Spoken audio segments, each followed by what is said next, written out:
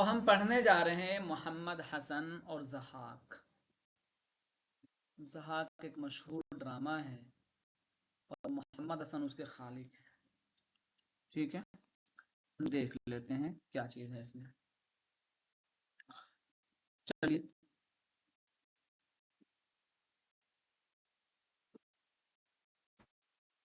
سب سے پہلے ہم دیکھیں گے محمد حسن کے حالات زندگی۔ پروفیسر محمد حسن صاحب مختلف صفات کے حامل تھے۔ وہ نقاد بھی تھے اور دانشور بھی، صحافی بھی تھے اور بلند پایہ ڈرامہ نگار بھی، مگر ادبی دنیا میں ان کی شناخت بحیثیت نقاد اور ڈرامہ نگار قائم ہے۔ ان کی تحریروں میں ہر جگہ دقت نظر، تنقیدی بصیرت اور نازگی فکر پائی جاتی ہے۔ تازگی فکر، یہ وہ الفاظ ہیں جو آپ کسی ادیب کے لیے استعمال کرتے ہیں اور ہمیں اور آپ کو یاد ہونی چاہیے۔ دقت نظر ہے نا، تنقیدی بصیرت اور تازگی فکر۔ ان کے ڈرامے نہ صرف اردو ڈرامے کی تاریخ میں اضافے کی حیثیت رکھتے ہیں، بلکہ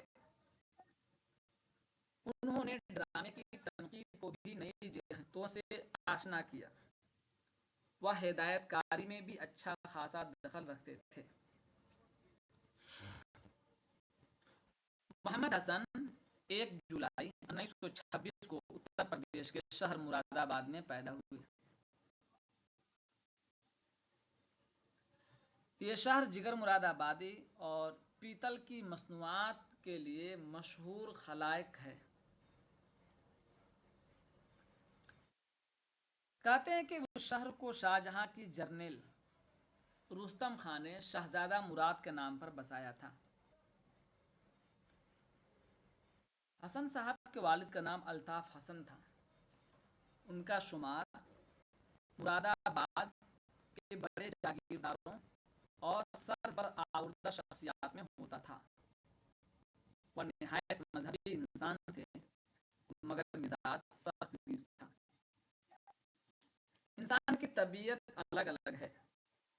کچھ لوگ ایسے ہیں ہمارے ساتھ، ان کو غصہ نہیں آتا نہ کے برابر۔ کچھ لوگ یہ ہیں کہ غلط چیز کو برداشت نہیں کر سکتے، سن نہیں سکتے غلط چیز کو۔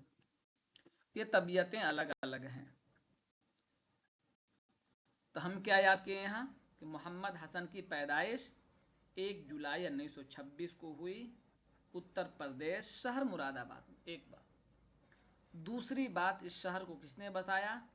جنرل نالج کے طور پر تو شاہ جہاں نے بسایا تھا۔ کس کے نام پر؟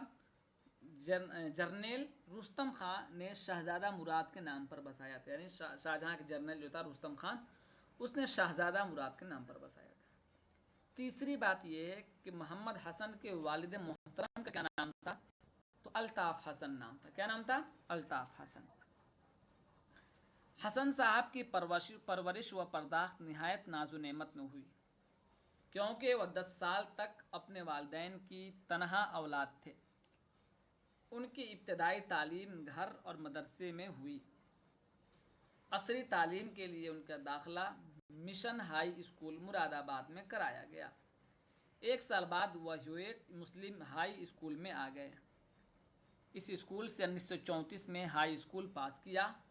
12ویں کا امتحان پرائیویٹ پاس کرنے کے بعد وہ لکھنؤ آ گئے اور لکھنؤ یونیورسٹی میں داخلہ لے کر 1944 عیسوی میں BA اور 1946 میں MA اردو امتیازی نمبروں سے پاس کیا۔ یہ کچھ بنیادی معلومات ہیں۔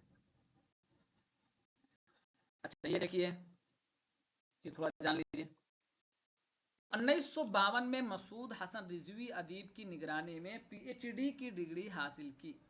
اس کا موضوع ہے لکھنؤ کی ادبی خدمات۔ تعلیم کے دوران ہی تلاش معاش دامنگیر ہوئی۔ ملازمت کی ابتدا انہوں نے 1950 میں انگریزی اخبار پانیر میں معاون مدیر کی حیثیت سے شروع کی۔ کچھ عرصہ بعد لکھنؤ یونیورسٹی میں عارضی لیکچر کس کو کہتے ہیں آج کل؟ گیسٹ فیکلٹی کہتے ہیں نا۔ چلیے، لیکن یہ سلسلہ زیادہ دنوں تک نہ چل سکا۔ ہوتا بھی ہے، عارضی طور پر آپ کو رکھیں گے، وہ جب چاہیں گے ہٹا دیں گے، اس کے لیے آپ کی اجازت کی ضرورت انہیں نہیں ہوتی ہے۔ چاروں ناچار انہوں نے پھر صحافت کا دامن تھاما۔ میں نے آپ کو پہلے بھی سمجھایا تھا اور آج بھی کہہ رہا ہوں کہ اگر پڑھائی کے علاوہ کوئی اور کام کرنے کو موقع ملے، جو وقت مل رہا ہے اس کو استعمال کیجیے، تجربہ لیجیے زندگی سے جب تجربہ لیں گے تو آگے بڑھیں گے۔ تجربہ لیجیے۔ 1953 میں پانیر ہی کی 15 روز فلمی رسالے فلم میل کے مدیر ہو گئے۔ 1954 میں فلم میل کے بند ہو جانے کے بعد وہ پھر بیکاری کا شکار ہو گئے، مگر جلد ہی علی گڑھ مسلم یونیورسٹی میں لیکچرر کی حیثیت سے ان کا تقرر ہو گیا۔ علی گڑھ میں ہی 1958 میں ان کی شادی ہوئی۔ 1965 میں ریڈر کی حیثیت سے حسن صاحب دہلی یونیورسٹی آ گئے۔ 1971 میں پروفیسر ہو کر کشمیر چلے گئے۔ 1975 میں جواہر لال نہرو یونیورسٹی نئی دہلی میں ہندوستانی زبانوں کا مرکز قائم ہوا تو حسن صاحب کو پروفیسر شپ کی پیشکش کی گئی، جسے انہوں نے قبول کیا۔ اچھا، اس سوال آ بھی سکتا ہے کہ ہندوستان میں کس زبان کو کہا جاتا ہے ہندوستانی زبانوں کا مرکز؟ جواہر لال نہرو یونیورسٹی کہا جاتا ہے۔ تو اب ہمارے لیے ایک چیز اور ہو گئی، اب ہم سر کو بلائیں تو کہہ سکتے ہیں کہ آپ کا تعلق ہندوستانی زبانوں کا مرکز جواہر لال نہرو یونیورسٹی سے ہے۔ چلیے، یہی 1991 میں ملازمت سے سبکدوش ہوئے۔ سبکدوش ہونے کے بعد انہیں پروفیسر ایمیرٹس کے اعزاز سے نوازا گیا اور تاعمر وہ پروفیسر ایمیرٹس رہے۔ سبکدوش ہونے سے پہلے انہیں نہرو فیلوشپ ملی۔ یہ ہو سکتا ہے سوال کا مطلب آیا تھا کسی پیپر میں، سیٹ کے پیپر میں آیا تھا، تو ایک مرتبہ ضرور دیکھ لیجیے گا۔ پتہ نہیں کمنٹ کیجیے، اور لوگ اور بھی کسی کو آواز نہیں آ رہی ہے کیا؟ بولیے گا نہیں۔ زینت کو آج کل آواز زیادہ نہیں آ رہی، 2-3 دن سے پہلے صحیح آتی تھی، بیچ بیچ میں اسٹک ہوتا ہے۔ جو آ رہی ہے کٹ رہی ہے بار بار، ایسا کیوں ہو رہا ہے؟ کٹ رہی ہے بار بار، سب لوگ کہہ رہے ہیں کہ آصف زیادہ اس کی فکر ہے کہ پروگرام میں دقت نہ کرنے لگے۔ چلیے، ہو سکتا ہے کچھ سدھار ہو جائے۔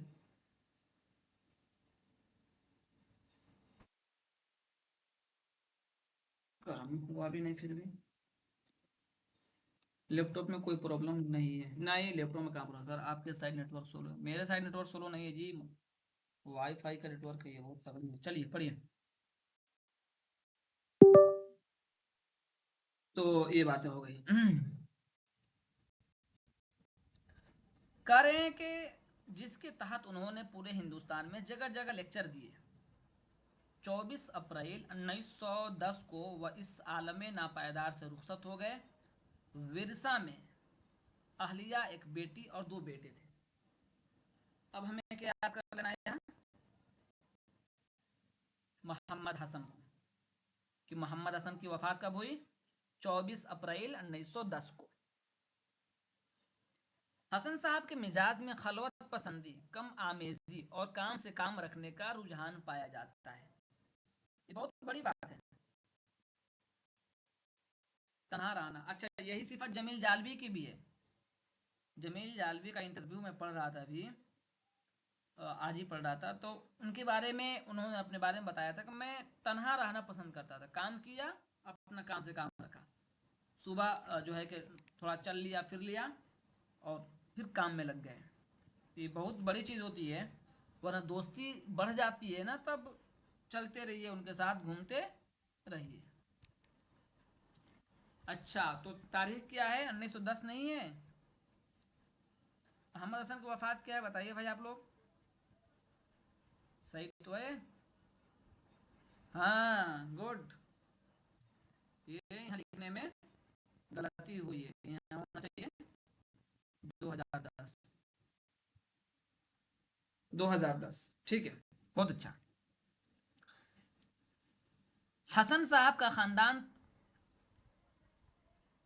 قدیم طرز معاشرت کو اپنائے ہوئے تھا۔ हाई स्कूल तक उन्हें स्कूल लाने और ले जाने के लिए एक बड़े मियाँ मुलाजिम थे। उन्हें पास पड़ोस के लड़कों के साथ खेलने की भी इजाज़त नहीं थी और न ही कोई दोस्त घर आ सकता था।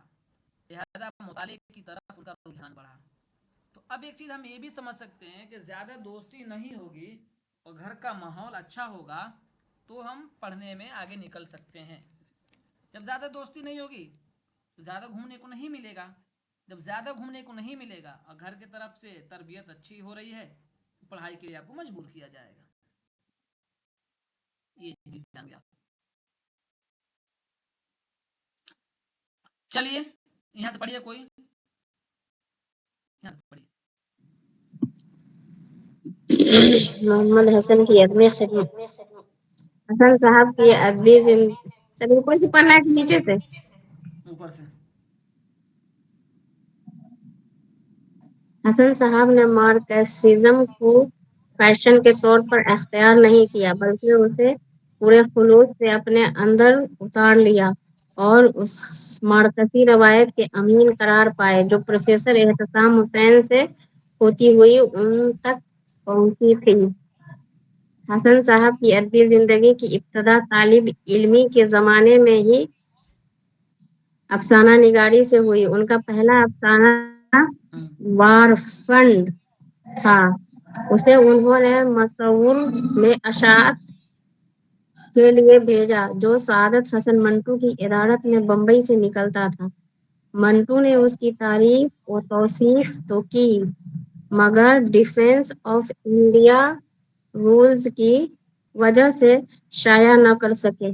लेकिन दूसरा अफसाना इलाज मसऊर में शाया हुआ। 1945 में मुरझाए हुए फूल ऑल इंडिया रेडियो से नश्र हुआ और तारीख गोशे आजकल में शाया हुआ, लेकिन अफसाना निगारी उन्हें ज्यादा रास न आई। उसी जमाने में उन्होंने रेडियो ड्रामे और feature all India radio Lucknow को भेजे। रेडियो वालों ने उन्हें नश्र करना मंजूर कर लिया और दोनों का मजमूई मुआवजा 40 रुपया दिया। ये हसन साहब की ड्रामा निगारी की इब्तदा थी। उसी के साथ उनके फीचर भी ऑल इंडिया रेडियो लखनऊ से नश्र होना शुरू हुए। ये लखनऊ है, अकबर आजम और नक्श फरियादी उनके अहम फीचर हैं। चलिए रुक जाइए। इसमें क्या बताया कि सिर्फ और सिर्फ मोहम्मद हसन ड्रामा निगार ही नहीं थे, बल्कि वो अफसाना निगार भी थे। उन्होंने अफसाना भी लिखा। बाद में जाकर उनकी तबीयतें मुख्तलिफ हो गई, बदल गई, या तबीयत उनकी नहीं लगी अफसाना निगारी में, ये बात अलग है। लेकिन क्या कहा उन्होंने कि अफसाने भी लिखे उन्होंने। हसन साहब की अदबी ज़िंदगी की इब्तदा तालिब इल्मी के ज़माने में ही अफसाना निगारी से हुई। उनका पहला अफसाना वार फंड, ये याद होना चाहिए हमें। नेट में नहीं भी पूछेगा तो दूसरे इम्तिहान में कभी कभी पूछने लगता है घुमा फिरा के, ठीक है। उन्होंने मुसव्विर में इशाअत के लिए भेजा, जो सादत हसन मंटू के इदारत में निकलता था। अब यहाँ क्या पता चला कि रिसाला जो मुसव्विर है वह सादत हसन मंटू की इदारत में निकलता था। और कहाँ से निकलता था? मुंबई से। अभी एक चीज़, नई चीज़ मालूम हो गई ना कि मुसव्विर जो रिसाला है वो कौन निकालता था, किसके इदारत में निकलता था? सादत हसन मंटू। कहाँ से? मुंबई से। इसको लिख लीजिए, अहम है ये। अब यही सब रिसाला जो गाइड में नहीं मिलेगा, इसका पढ़ने का फायदा ये होता है कि जो चीज़ें गाइड में नहीं हो यहाँ से आप लिख लें और फिर जब गाइड दोहराएं या पेपर दोहराएं काम कर लें, आराम से आपका बढ़िया चला जाएगा। लेकिन गलती क्या होती है कि हम जो अभी पढ़ते हैं ना छोड़ देते हैं, लिखते नहीं हैं। हम कितने भी आपको उकसाते हैं कि लिख लीजिए, चीज़ों को लिख लीजिए, लेकिन आप लिखते नहीं हैं और फिर बाद में कहते हैं अरे जो वो पढ़ा उसका नंबर भी उतना ही आया, मेरा नंबर भी इतना। तो गलती आपकी है, इसमें कोई भी कुछ नहीं कर सकेगा। इतना इख्तिसार और जामे और किताब भी नहीं मिलेगी। चलिए फिर कह रहे कि इन्होंने उनके फीचर भी ऑल इंडिया फीचर भी शाया हुआ था। लखनऊ पढ़ेंगे फीचर क्या होता है, लखनऊ में अकबर आजम और नक्शे फरियादी, इस नाम से फीचर किसने लिखे? मोहम्मद हसन ने। चलिए पढ़िए,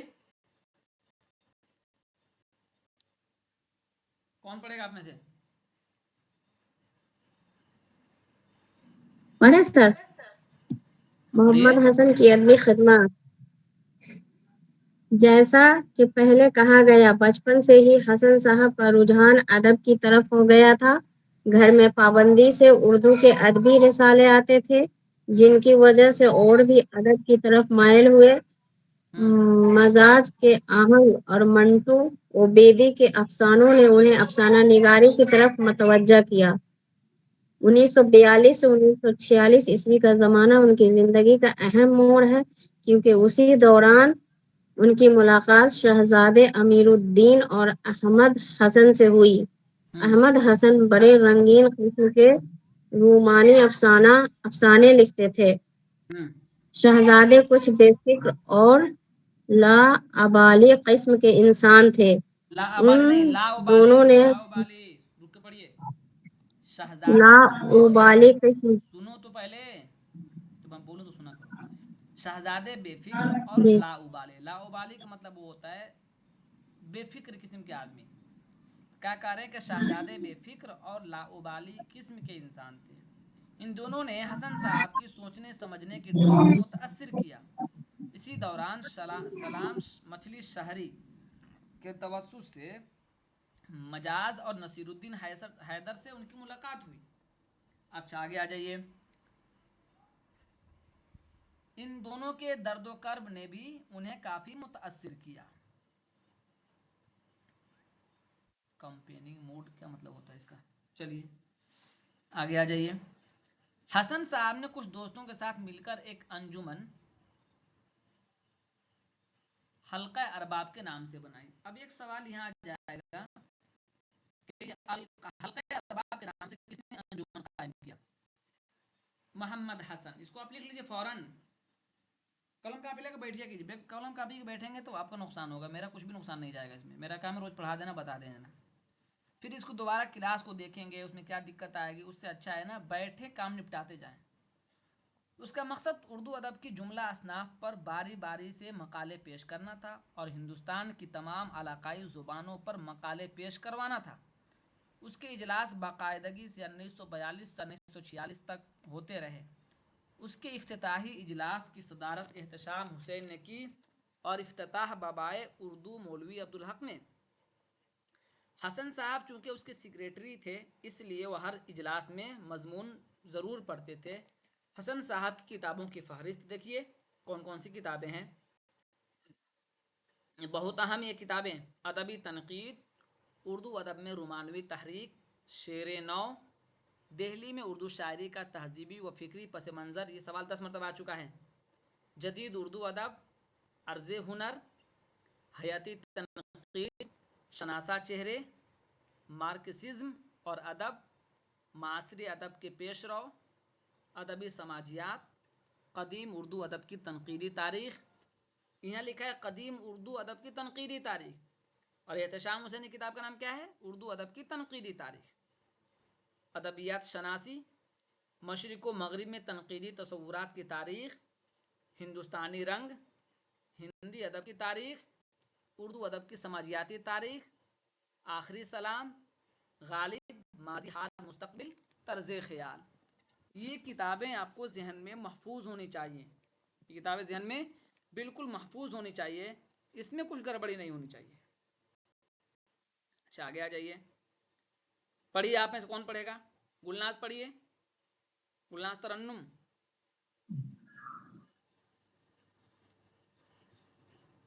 آواز پہنچ رہی ہے؟ پڑھے پڑھیے۔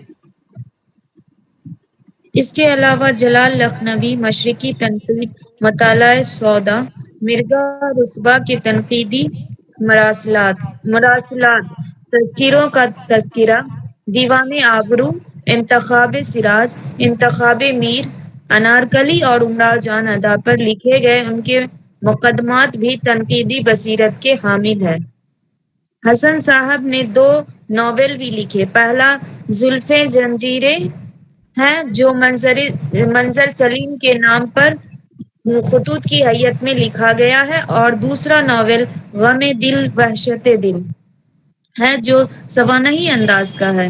اس میں انہوں نے مجاز کی زندگی کا احاطہ کیا ہے. ان کے ڈراموں کے مجموعے اس کے علاوہ ہیں.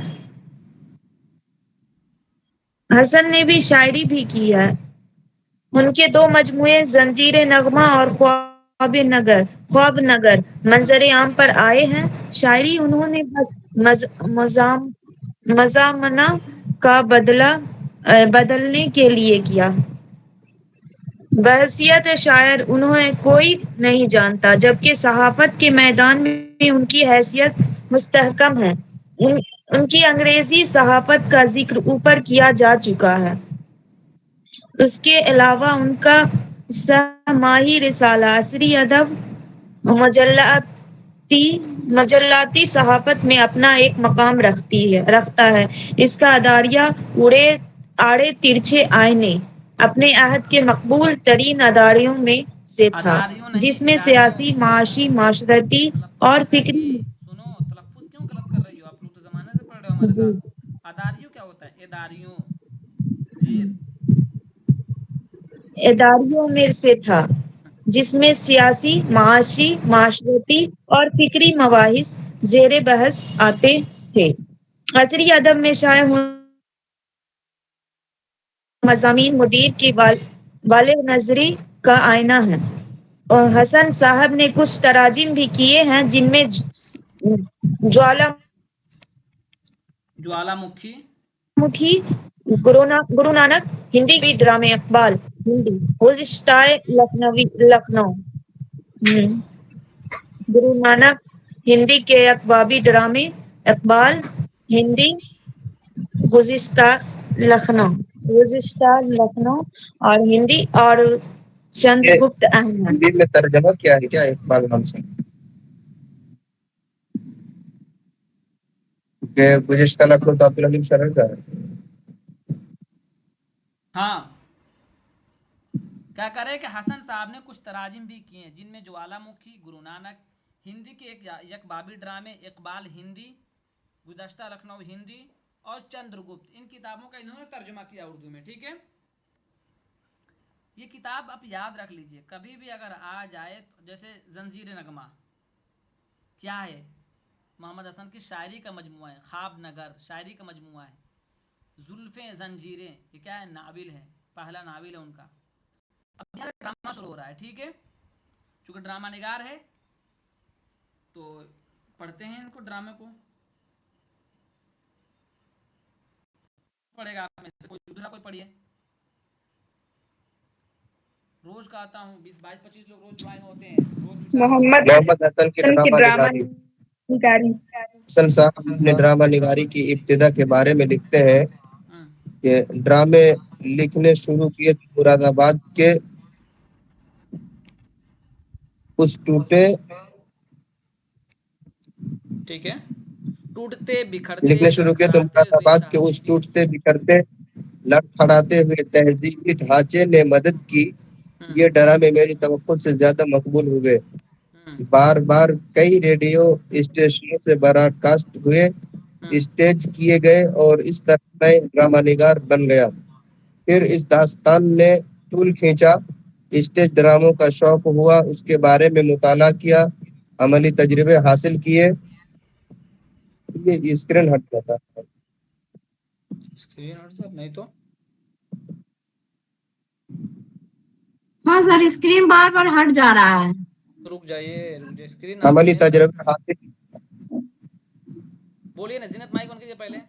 عملی تجربہ حاصل کرنے کے لیے ایک منڈلی بنا لی، ہندوستان کے اہم مقامات کا سفر کیا. ذکر آ چکا ہے کہ حسن صاحب کی ڈرامہ نگاری کی شروعات ریڈیو ڈرامے سے ہوئی. ان کے ریڈیو ڈرامے کا پہلا مجموعہ پیسہ اور پرچھائی 1955 میں شائع ہوا. اس میں 9 ڈرامے شامل ہیں، لیکن اس وقت تک وہ 3 درجن ڈرامے لکھ چکے تھے.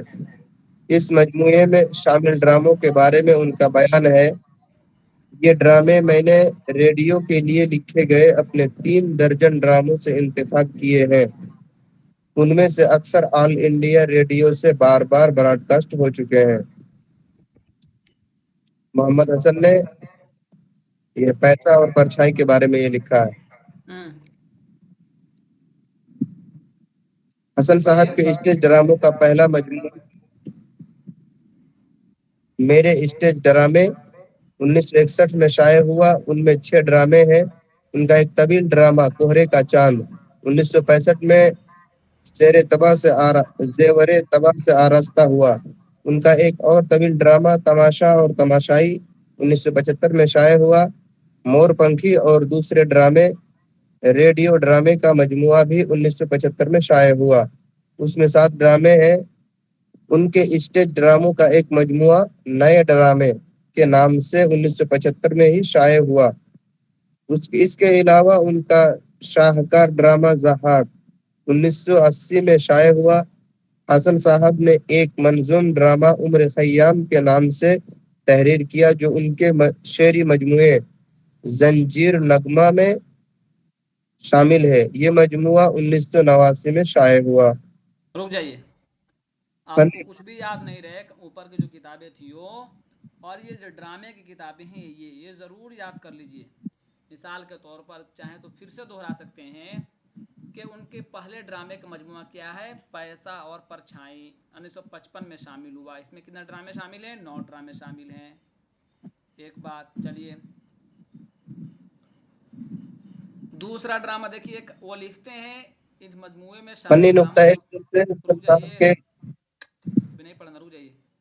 پھر وہ لکھتے ہیں اس ڈرامے کے بارے میں، کیا لکھتے ہیں اس کو یاد کر لیجئے کہ میں نے ریڈیو کے لیے لکھے گئے اپنے 3 درجن ڈراموں سے انتخاب کیے ہیں. ان میں سے اکثر آل انڈیا ریڈیو سے بار بار براڈ کاسٹ ہو چکے ہیں. یعنی ریڈیو کے لیے لکھے گئے ڈرامے کون سے ہیں یا کون سا مجموعہ ہے جو شامل ہیں؟ تو پیسہ اور پرچھائی جو ہیں، یہ جو ڈرامے ہیں یہ ریڈیو کے لکھے گئے تھے جو ریڈیو میں کھیلے گئے تھے. آگے آ جائیے. حسن صاحب کے اسٹیج ڈراموں کا پہلا اسٹیج جو ڈرامے کیے گئے تھے ان کو تو براڈ کاسٹ کیے گئے تھے، اور اسٹیج ڈراموں کے پہلا مجموعہ کون سا ہے؟ میرے اسٹیج ڈرامے، اسی نام سے ہے سیدھے سیدھے. اس میں 6 ڈرامے شامل ہیں. آگے کوہرے کا چاند 1965 میں ہے. اچھا آگے آ جائیے. ان کا ایک طویل اور ڈرامہ کیا ہے؟ تماشا اور تماشا 1975 میں ہے. مور پنکھی اور دوسرے ڈرامے یہ بھی ہے. تو نام ضرور یاد کر لیجیے. اچھا جو داخلے نصاب ہے وہ کون سا ہے؟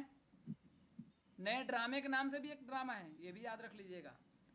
ضحاک، عمر خیام، یہ ڈرامے. اب یہاں جو ہے کہ فنی نقطہ نظر تو اگر نہ بھی آئے نیٹ میں، چونکہ نیٹ میں جو سوالات آ رہے ہیں وہ اسی طرح آ رہے ہیں. کون سی کتاب ہے، کب لکھی گئی، کتنے شامل ہے اس میں، تو اس کو ضرور یاد رکھیے. یہاں دیکھیے حسن صاحب کے ڈراموں میں مارکسی نظریہ ہمیشہ احتجاجی لے کے ساتھ اظہار پاتا ہے. کہیں کہیں یہ لے کافی تیز ہو جاتی ہے. مثال میں کوہرے کا چاند اور ضحاک کو پیش کیا جا سکتا ہے. ضحاک کے بارے میں گیان چند جین لکھتے ہیں، دم بھر میں یہ فراموش کر دیتا ہوں کہ یہ ڈرامہ کس نے اور کب لکھا، اور میں یہ کہہ سکتا ہوں کہ اردو کے تخلیقی ادب میں ایمرجنسی کے خلاف اتنا پرزور، اتنا شدید، اتنا چاہو اور ساری فضا پر چھایا ہوا احتجاج اور کہیں نہیں ملتا. یہ گیان چند جین لکھا. مجھے اب خوشی بھی ہو رہی ہے کہ گیان چند جین کے شاگرد سے ہم پڑھتے ہیں براہ راست، جنہوں نے ان کے جو تحقیق کا فن کتاب ایجاد پوری دنیا میں مشہور ہے. ہر جگہ بلا تفریق کسی بھی یونیورسٹی کے طالب علم ضرور پڑھتا ہے جو تحقیق کا کام کرتا ہے، اساتذہ مشورہ دیتے ہیں. تو انہوں نے لکھا ہے یہ بات کس کتاب کے بارے میں؟ ضحاک کے بارے میں. اچھا آگے آ جائیے. اب یہاں دیکھیے کچھ کردار کا ذکر ہو رہا ہے. آپ میں سے کوئی دوسرا کوئی پڑھیے، کوئی پڑھنا چاہے گا؟ کوئی اور شروع کیا تھا؟ حسن صاحب نے اپنے کردار حسن نہیں ہے، حسن. حسن صاحب نے اپنے کردار ہر طبقے سے لیے ہیں. کہیں ان کے مرکزی کردار نچلے طبقے سے تعلق رکھتے ہیں، تو کہیں انہوں نے متوسط گھرانوں سے عام انسانوں کو اپنے ڈراموں کا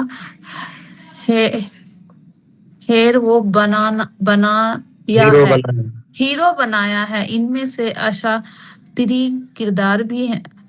اشاطری کردار بھی ہیں اور بڑے شاعر بھی۔ ان کے زیادہ تر کردار متحرک ہیں جن میں زندگی متحرک ہیں، شاکرہ تھوڑا صحیح کیجیے، متحرک ہیں، متحرک ہیں جن میں زندگی کی حرارت پائی جاتی ہے۔ بعض مرکزی کردار تو تھوڑی ہی دیر کے لیے سامنے آتے ہیں مگر ایک نہ مٹنے والے نقش چھوڑ جاتے ہیں۔ وہ اپنی گفتگو، حرکات و سکنات اور جذباتی حالات کے اظہار میں حقیقی زندگی کی عکاسی کرتے ہیں۔ حسن صاحب جس طبقے کا کردار جس طبقے کا کردار خلق کرتے ہیں، پیدا خلق کرتے ہیں، اس میں مکمل نفسیات نمایاں کر دیتے ہیں۔ ان کے کردار اپنے سماجی مرتبے کا مطابق گفتگو کرتے ہیں۔ پیسہ اور پرچھائی کے جیب قطرے سرخ پیسہ اور پرچھائی جو ان کا ڈرامہ ہے اس کا جو ہے کردار ہے جیب قطرے اور سرخ پردے اب یہ سوال اور آئے کے گا نبا یہ جیب قطرے اور سرخ پردے کس ڈرامے کا کردار ہے یا کس کا کردار ہے؟ کس ڈرامے کا کردار ہے؟ تو پیسہ اور پرچھائی۔ کس کا کردار ہے؟ پیسہ کہ نواب صاحب کے سماجی مرتبے کا فرق ان کی گفتگو سے ہی نمایاں ہو جاتا ہے۔ اس میں انفرادیت کے باوجود ایسی عمومیت ہوتی ہے کہ وہ اپنے طبقے کے ترجمان بن جاتے ہیں۔ مکالمہ نگاری کی بات کریں تو اندازہ ہوتا ہے کہ ان کے مکالمے مختصر، رواں اور برجستہ ہوتے ہیں۔ کہیں کہیں تو ان کے مکالموں میں غزل کی سی ایمائیت اور اشاریت اور معنی کی تکراری ملتی ہے۔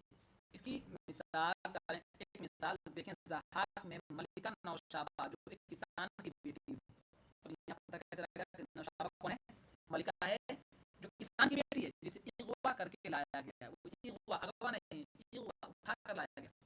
فریدوں سے کہتی ہے، کیا کہتی ہے؟ نوشابہ کہتی ہے جب تک یہ کسان کی بیٹی مجھ میں جاگتی رہی میں انکار کرتی رہی، پھر ایک دن میں نے ملکہ کا تاج پہنا اور اس بچی کی لاش کو گدھوں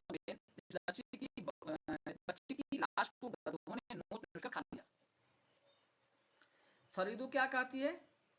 سر آواز کلیئر نہیں، زینت کا الگ، آپ کی آواز صحیح نہیں آ رہی ہے۔ آپ میں سے پڑھیے کوئی، چلیے سعود پڑھیے آپ کی۔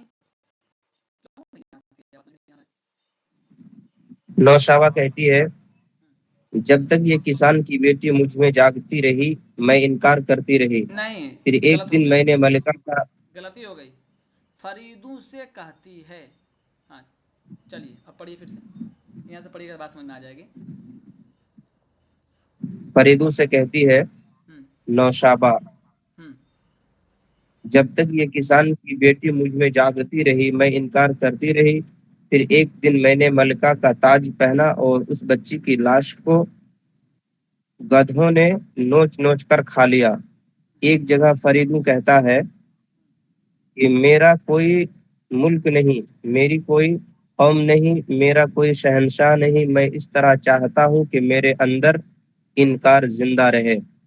محل سرا کے مکالموں کے بارے میں قمر اعظم ہاشمی لکھتے ہیں کہ محل سرا کے مکالمے مختصر ہیں مگر معنوی اعتبار سے ان مکالموں میں جامعیت، وسعت اور برجستگی ملتی ہے۔ ان میں کرداروں کے ذہنی و جذباتی کیفیتوں کے واضح اثرات موجود ہیں۔ قمر اعظم ہاشمی نے اردو ڈرامہ نگاری، بس اس کی کتاب ہے، اس میں لکھا ہے۔ اس کو چھوڑ دیجیے۔ اب یہ ضحاک ہمارے یہاں ہے، اس کو تھوڑا سا پڑھ لیجیے۔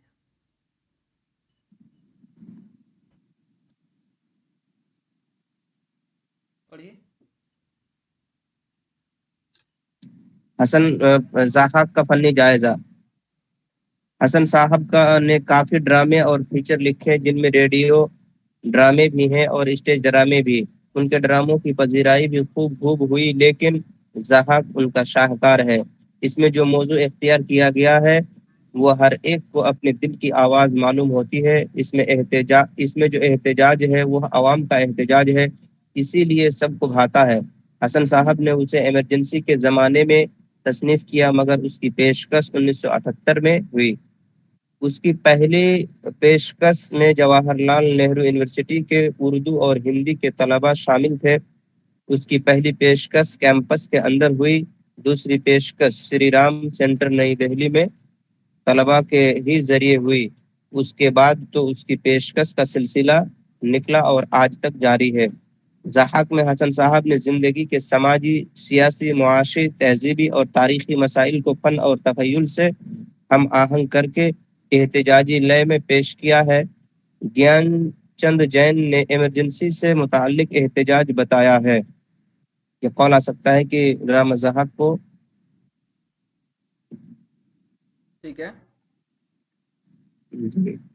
لیکن یہ ظلم، جبر اور استحصال کے خلاف احتجاج، خواہ وہ دنیا میں کہیں بھی ہو رہا ہو اور کبھی بھی ہو رہا ہو، یہ زمان و مکان کی قید سے آزاد ہے۔ ضحاک کا بنیادی قصہ ایرانی اساطیر سے ماخوذ ہے۔ ڈرامہ ضحاک کا بنیادی قصہ ایرانی اساطیر سے ماخوذ ہے، گو کہ اس کی مختلف روایات ہیں جن میں کچھ اختلافات بھی ہیں، لیکن شاہ نامہ فردوسی میں دیا ہوا اس کا قصہ سب سے زیادہ مشہور ہے۔ حسن صاحب نے بنیادی خیال اسی سے اخذ کیا ہے، مگر ڈرامائی ضروریات اور اپنے نظریے کے ترسیل کے لیے اس میں کچھ چیزیں الگ سے بھی شامل کر دی ہیں۔ ضحاک میں 6 مناظر ہیں۔ پہلے سین کی ابتدا کورس سے ہوتی ہے، جسے ہم تمہید کہتے ہیں۔ کورس میں بتایا گیا ہے کہ کسی زمانے میں کسی ملک میں ایک نوجوان نے سازش کر کے جمشید کا تخت و تاج چھین لیا اور اسے زندہ آرے سے چیروا دیا۔ اس سازش میں شیطان اس کا شریک تھا۔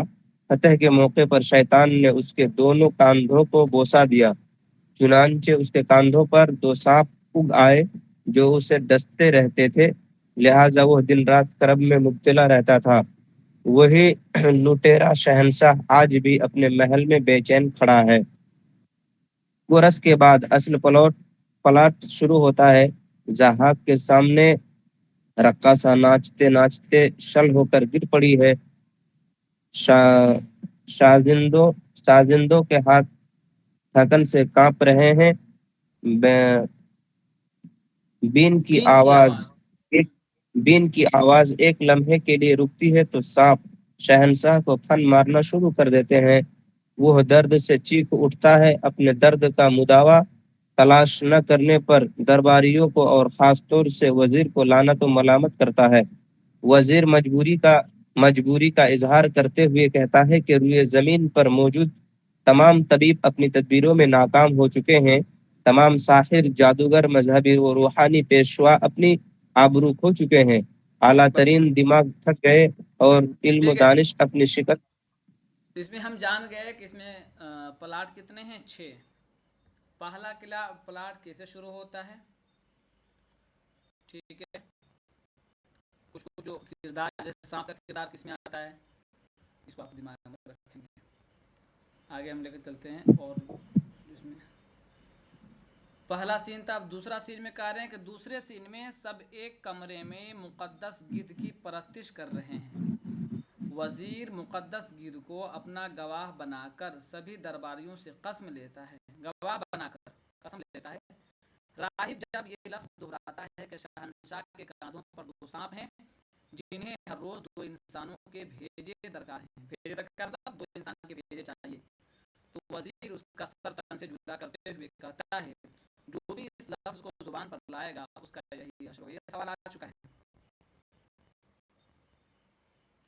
شہنشاہ کے کاندھوں پر، اب یہ سوال اس طرح بھی آئے گا کہ شہنشاہ کے کس جگہ پر 2 سانپ تھے؟ سر پر، کاندھے پر، پیر پر، کمر پر۔ کہاں تھے؟ شہنشاہ کے کاندھے پر 2 سانپ تھے، اور کیا چاہیے تھا اس کو؟ خوراک کیا تھا؟ انسانی بھیجا، انسانی دماغ۔ اچھا، اور بھی کچھ کردار ہیں، دیکھیے۔ شاعر، استاذ، رقاصہ، جج، فوجی، افسر، سب وفاداری کی قسم کھاتے ہیں۔ لوگوں کا مزاج اور ان کی ذہنیت بدلنے کا وعدہ کرتے ہیں تاکہ لوگ اپنی مرضی سے مرنے کو تیار ہو جائیں اور سانپوں کو بھیجے دستیاب ہوتے رہیں. یہ کردار آپ کو یاد رکھنا دھیان میں. ٹھیک ہے. بھیجا دماغ کا بھیجا. تیسرا سین کر رہے ہیں زحاک کی خلوت سے شروع ہوتا ہے. اس کو آپ دیکھیں گے. زحاک ملکہ نوشابہ سے کہتا ہے کہ ہر رات وہ خوفناک بوڑھا ہمیں خبردار کرتا رہتا ہے. سیستان کی پہاڑیوں کے پار اس کا قاتل کسان کے کسی قبیلے میں پڑ رہا ہے. سیستان ملک کا ذکر اس میں آیا ہے. سیستان ملک اور بھی ذکر کہیں آیا بتائے گا کوئی اپنے سے؟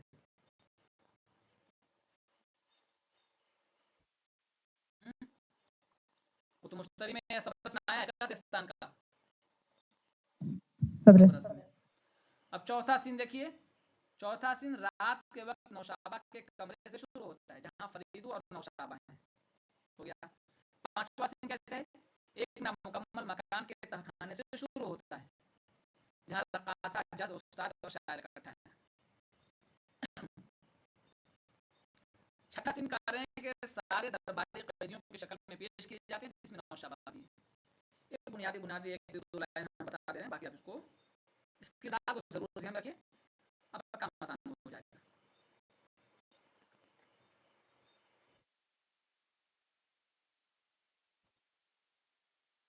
کسی کو کچھ پوچھنا ہے تو پوچھ لیجیے آپ.